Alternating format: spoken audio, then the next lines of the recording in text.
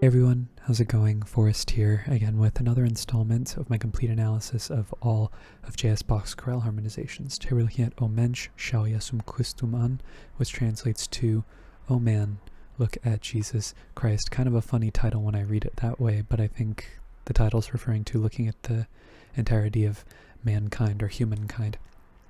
This is a very quirky chorale for sure. There are some intricacies in here that make the harmony quite peculiar, and we're going to try and get to the bottom of it, especially at the beginning of the chorale here. Something interesting is going on, rather. So let's just hop right into the analysis. So we have one flat in the key signature. We start on G minor, we end on G major. I reckon the overall tonality of this chorale is G minor. We have some we have some non-chord tones on the end of the beat, a neighbor tone and two passing tones. That takes us to G minor over B flat, G, D, and G, which is just taking our G minor chord and putting it in first inversion, so we don't need to reiterate the Roman numeral.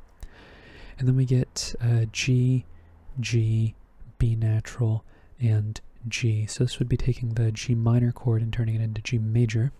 And I think this is implying that G is now operating as 5 of 4, because G is also the dominant of C minor, or just C in general.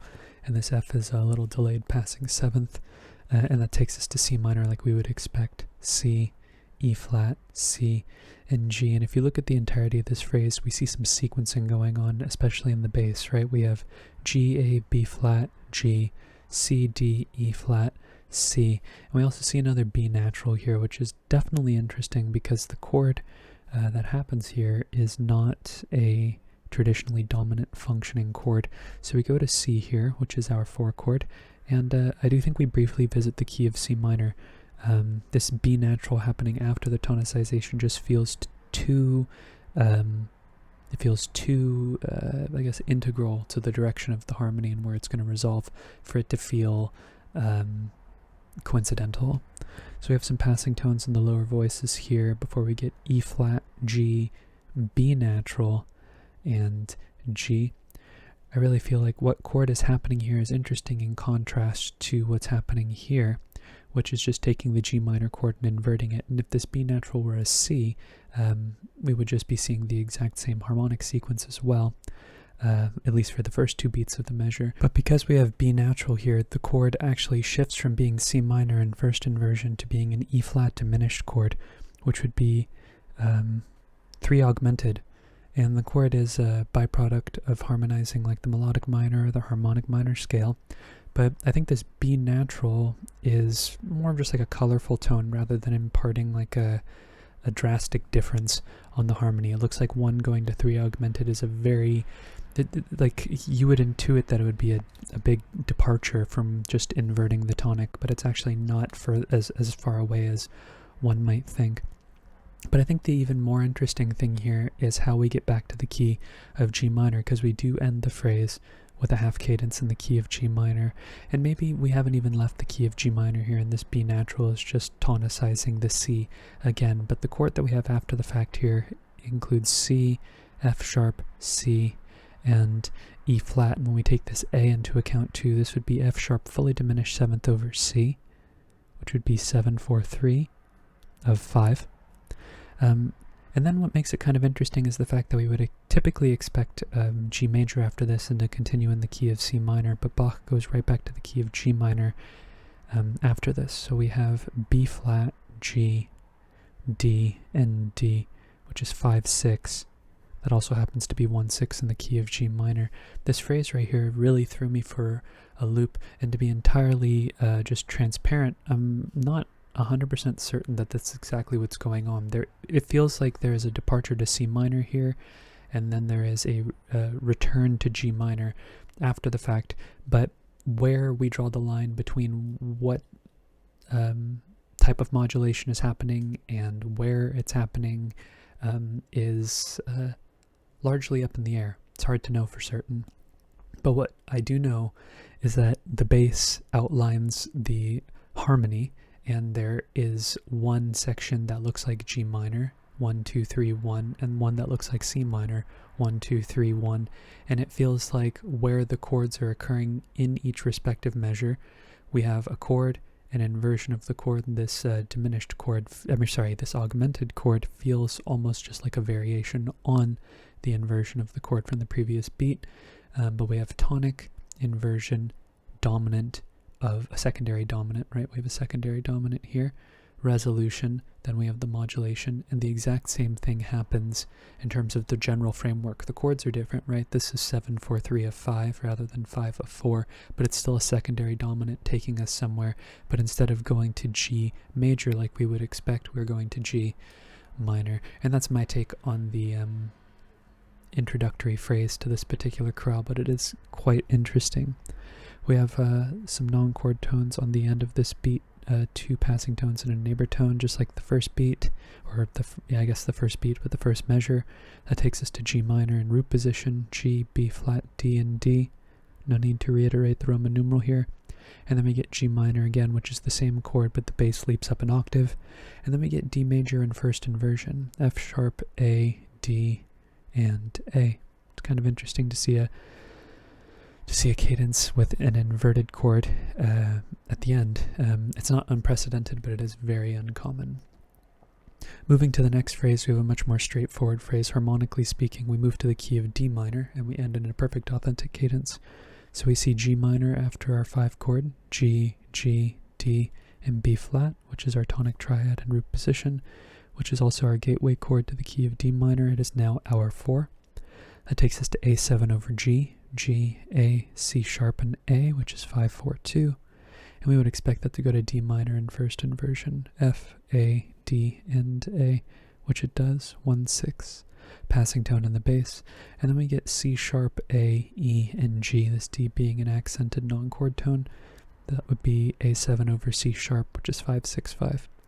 Then we get D minor, D, A, D, and F. It's really common to see 9/8 suspensions over tonic triads, but also D minor chords. Even if D minor is not functioning as a tonic, we see a lot of 9/8 suspensions over D minor chords in Bach's writing, and I wonder if there's intention behind that.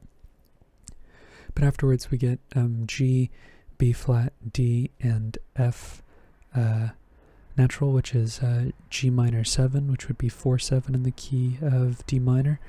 Passing tone here in the tenor before we get A, G, D, and E. I reckon this D is a 4-3 suspension over the bass, and this is actually a 5 chord. And maybe you would analyze it as a 5-7 chord, because the G is happening during the suspension, and then the G turns into A at the resolution. There is no 7th in the chord.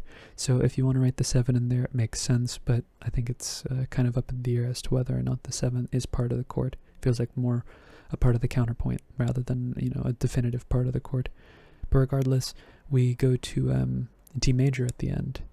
D, F sharp, A, and D, which is our tonic triad and root position. And when we cadence in the key of the minor dominant, it's not uncommon for Bach to use the Picardy third as a means of creating a common chord back to the key of G minor, and that's exactly what he's going to do.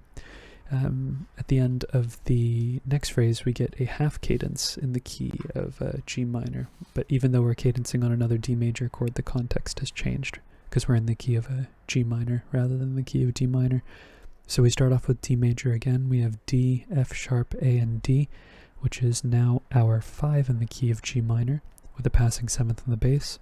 That takes us to G minor over B flat, G, D, and G, which is 1-6, passing tone in the tenor before we get G, B flat, D, and G, just taking our tonic triad and putting it in root position. No need to reiterate the Roman numeral. We then have B flat, D, and G, which is just taking our tonic triad and re-inverting it back to first inversion. A passing tone in the bass. We then get D, A, D, and F sharp, which is our 5 chord, D major, passing tone in the tenor before we get A, C, E flat, and F sharp, which is F sharp fully diminished 7th over A. That's 7-6-5, passing tone in the bass, and then we get C, A, D, and F sharp, which would be D7 over C, which is 5-4-2. So this phrase here, just to comment on it a little bit, when we have a series of 5 and 7 chords, it's less of a progression happening here and more of Bach just continuing the idea of the dominant, just a series of tensions and building tones that want to resolve. But yeah, when we see 5 go to 7 and 7 go to 5, they're really functionally and pitch content-wise basically the same chord, because they achieve the same narrative goal, which is to resolve to the tonic or to resolve to a stable chord, generally speaking. So yeah, this phrase here is really functioning as like a counterpart to the previous phrase where we see the tonic just reinverted and reconfigured over the span of those 3 beats. The idea of dominance is being reinverted and reconfigured over the span of 3 beats here. So these phrases are likened to one another in terms of what they're achieving, and also we see some rhythmic similarities in the tenor and the bass as well. Even though the bass isn't exactly the same, it's similar enough, and the tenor is, although not exactly the same, similar enough, and the melody as well. But after our 5-4-2 chord, we get B flat, G, D, and G. That's 1-6. That's what we would expect after a 5-4-2 chord, because 4-2 chords typically resolve down by step in the bass, and even though it looks like it's A going up to B, I think this A and C are operating as an enclosure, and really the trajectory of the bass line is from C to B flat, not from A to B flat. And we would expect the root to be a fifth above the chord it's resolving to, so 5-1, 6-2, etc., following the cycle of falling fifths. But after our 1-6 chord, we get E flat, G, C, and G, which is 4-6. And we have D, B flat, and G happening off of the harmonic rhythm here, which would be G minor over D, which is 1-6-4. And that takes us to a bit of an ambiguous chord, but makes sense in the context of this half cadence, which is a Phrygian half cadence. Sorry, I neglected to mention that.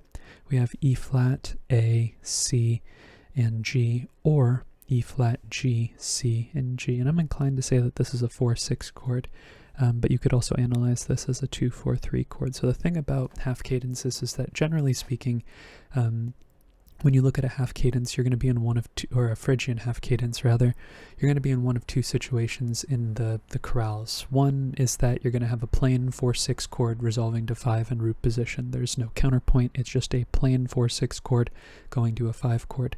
The other situation is you're going to find yourself in a contrapuntal environment, and there's going to be a mixture of different chords that could potentially be analyzed. You could analyze it as a 6-7 chord, you could analyze it as a 2-4-3 chord, or analyze it as a 4-6 chord. And because 4-6 seems to be the common denominator between both situations, I tend to analyze the chords as 4-6 chords, even though 2-4-3 might be lingering in the texture as well, or 6-7.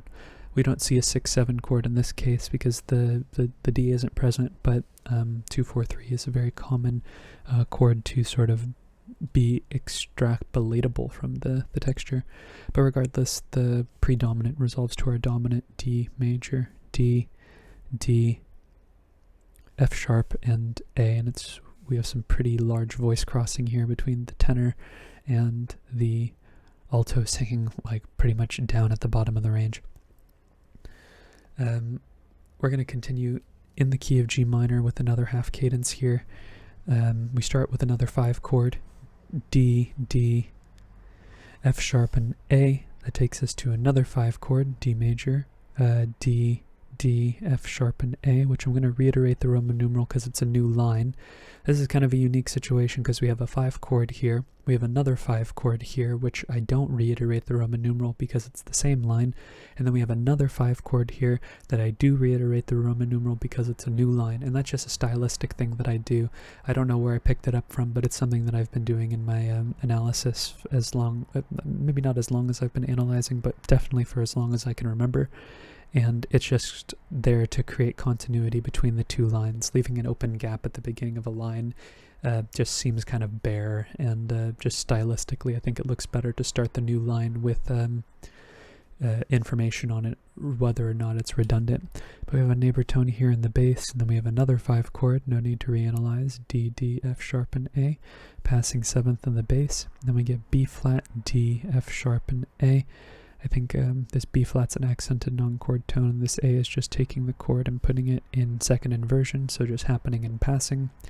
Then we get G, D, G, and B flat, which is kind kind of like the retrograde, or not the retrograde, the inversion of what's happening here, but from G minor. So here we have neighbor tone up and then down. Here we have neighbor tone down and then up.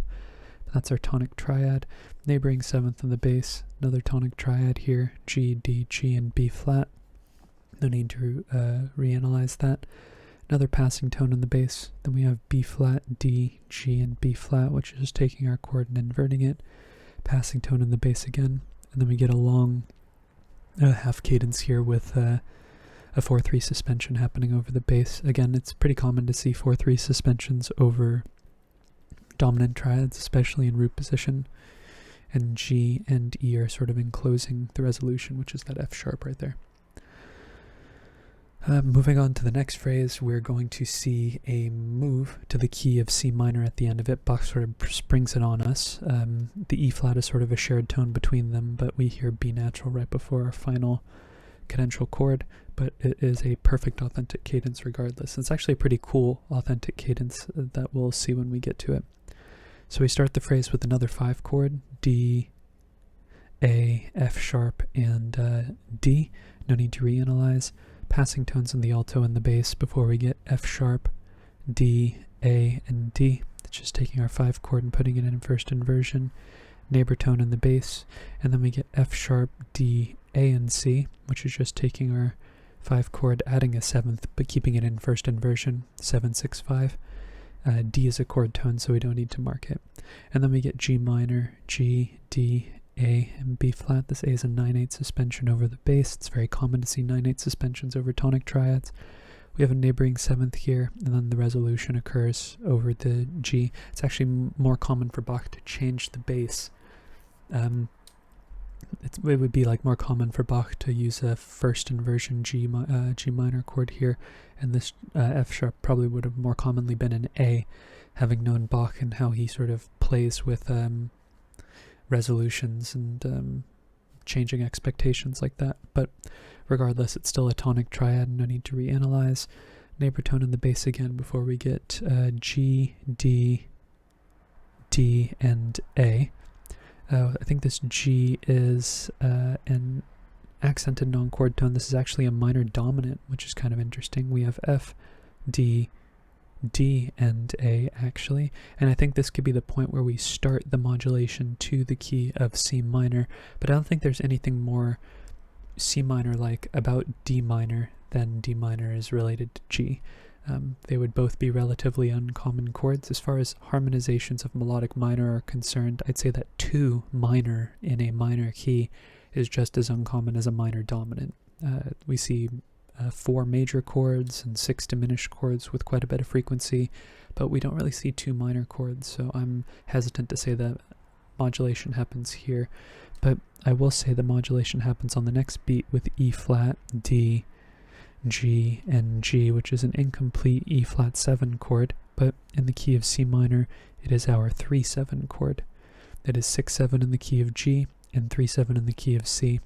This D is a neighboring 7th, but because it's a 7 chord, it is a chord tone. And then we get E flat, C, F, and A, which is F minor 7 over E flat. It's a pretty interesting chord here. This is not A flat, this is A natural. It's F7 over E flat, which is 4/4/2. And this F is a chord tone, so we don't need to mark it as anything. And what makes this cool is that the 4/2 chord basically resolves the way we would expect. We would expect it to resolve to 7/6 of some sort, which it does. E flat, D, F, and B natural, this E flat being an accented non-chord tone, and this D being the 3rd of the chord, making this B diminished over D. So 4/4/2 going to 7/6. 4/2 chords are just about as close to one of those universal rules that we're seeing in Bach's harmonic language, that when we see them resolve, they follow those 2 criteria that I've been talking about pretty extensively in my videos, where the bass resolves down by step and the roots are a 5th apart downwards. So I think that's pretty nifty. But afterwards we see our resolution to our tonic, C, E flat, G, and C, which is also going to serve as our gateway to the key of G minor for our last phrase, and we get a kind of quirky progression here at the end of the chorale. But in the key of G minor, C minor is our 4 chord. We get D major afterwards. We have D, D, F sharp, and A. It's our 5 chord, and we would expect that to go to our tonic, which it does. G, D, G, and B flat. And after this beat kicks off this really interesting progression that we get that is particularly unusual, just numerically speaking. We have A, D, F, and B flat. I think this A is an accented non-chord tone. It's really this B flat here that is our chord tone, making this a B flat major chord. 1 going to 3 is a pretty rare chord progression. It's kind of like what's happening here at the beginning of the chorale, but because the augmented triad was almost functioning like a pseudo-dominant here because of the B natural, this 3 feels a little bit more out of place because it kind of feels like a 1 chord just with an F rather than a G. But then 3 takes us to C, C, E flat, and A, which is A diminished over C. That's 2-6. And then when you see this pattern of 3 going to 2-6, you might even have the expectation that it would go to 3-6 afterwards, because if you've watched my videos in the past, you know that a pattern that's very common in Bach's chorale writing is chord that's a step below in first inversion, and that previous chord but in first inversion. So in this case 3-2-6, 3-6, but the passing tone continues in the bass without a harmonization happening after the fact. Yeah, if we harmonized a 3 chord over this D here, like D, B flat over D, that would be really cool. But instead we go to E flat, C, E flat, and G, which is C minor over E flat, which is 4-6.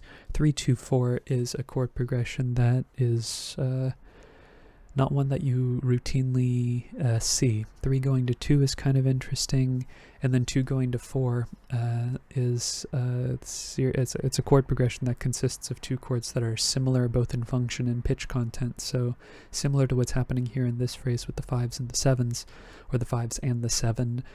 There is a buffer tone that separates the 2 chords, but still it's a lot of just continuing the idea of predominance that we would expect to resolve to some type of 5 chord that we would expect in turn to resolve to a 1 chord. And Bach doubles down after these passing tones in the bass, which creates another buffer in between the similarly functioning chords. And we also have a D, B flat, E, and G. That's actually interesting. I'm going to mark this. I didn't notice this before, but this is a 6-4-2 chord, E flat major 7 over D. And the reason why I think this is significant is because it resolves to our 2 chord in first inversion, C, A, E flat, and G. And we know that Bach loves 2-6-5 chords, especially in cadential contexts, but 2 going to 4 going to 6, this thirds-based progression, definitely amongst the rarer chord progressions that we'll see in Bach's writing. Typically chords are separated by a fourth, or chords are adjacent to one another. So the fact that we're seeing chords that are a third apart in such an extended context, right, because we have 1 going to 3, and then we have 2 going to 4 going to 6, 2 sort of separate ideas harmonically that involve chords that are a third apart. I think that's unique and something that we don't encounter with really any frequency in analyzing Bach's chorale writing. But regardless, the 6-4-2 going to 2-6, or I guess 2-6-5 more specifically, sets us up for a pretty normative cadence. We have D, A, D, and F sharp, which is our 5 chord. C is chordal 7th, but it's a non-chord tone in this context. I'm just going to say that it's sort of like an enclosure around the B natural here as we get ready for our Picardy third minor chorale final cadence, G, B, D, and G. Bach often ends his minor chorales with Picardy thirds. I think it has to do with his relationship with major chords, or maybe he just wants to end the chorale on a more uplifting tone. But regardless, that is today's analysis. I think really the big takeaways are the minor dominants, whether the this right here is actually functioning like a minor dominant. For my intents and purposes, it just turned into a gateway to get us back to the key of G minor, but really I think that there's some fusing of keys going on here, and there's some interesting inner workings going on as far as how Bach harmonized the material. Definitely very quirky, but we do get a minor dominant fairly intentionally here in the second system, so more than one minor dominant, and also the augmented triad. It's pretty cool to see an augmented triad here in the flesh without any real veiled or contrapuntal beginnings here. It's just like pretty straightforward on the harmonic rhythm, so it's particularly rare to see augmented triads operate that way. Usually they're a byproduct of like counterpoint and that B natural just being a very brief moment, but here we see the B natural create a very sort of harrowing sound. It probably has something to do with the text, but because I'm not really looking at the text, I'm looking more so just at the harmony. That's, I think, really all that I want to talk about. We have our tonic operating as 5/4 as well, but it's not as interesting in minor keys because Bach has to change the fundamental quality of the triad, unlike in major keys where the quality of the triad does not change. You need to add the chordal seventh, which admittedly is here as well, but it wouldn't need to be in order for us to know the fact that the chord would be resolving to a 4 chord normatively. But other than that, the harmony more or less operates the way that we would expect. This progression at the end of the chorale is fascinating, but I think I talked at length about it, so there's really not much more to write home about. But with all that being said, I think I'm going to cap the video off on those thoughts. If you're interested in following me along on the journey to analyze all of Bach's chorale harmonizations, feel free to subscribe to the channel. You can also hit the notification icon and like the video if you enjoyed the content as well.